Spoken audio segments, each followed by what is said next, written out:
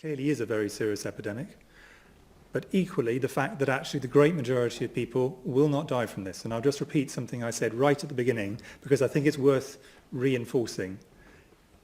Most people, a significant proportion of people will not get this virus at all, at any point in the epidemic, which is going to go on for a long period of time. Of those who do, some of them will get the virus without even knowing it. They will have the virus with no symptoms at all, asymptomatic carriage, and we know that happens. Of those who get symptoms, the great majority, probably 80%, will have a mild or moderate disease. Might be bad enough for them to have to go to bed for a few days, not bad enough for them to have to go to the doctor.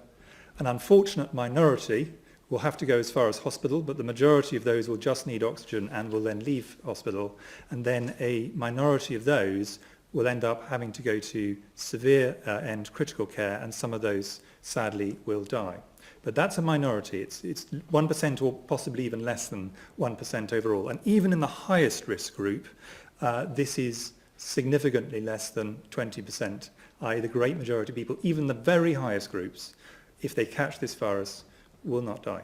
And I've really wanted to make that point really clearly. Do you know, for example, now how many people in the country have recovered from the virus and are now perfectly healthy again, such as the Prime Minister, for example?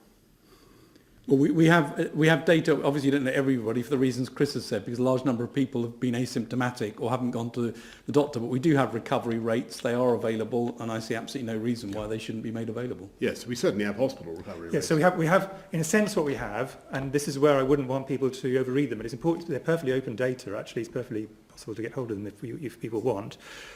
Is we have data on the people who got as far as hospital. How many of those left hospital?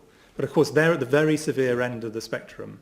All the ones I was talking about before that point, they make a full recovery, they don't enter the statistics. Now, they increasingly will enter the statistics now that we have a better testing capacity that means that we're picking out more of the milder cases in the community. But I think if people look at those, to go back to your point, what I wouldn't want is for people then to say, oh, well, that's and the mortality rate is higher than I expected. That's because the recovery rates we have are for people who are severe enough to get to hospital. And that's, even so, that is a majority.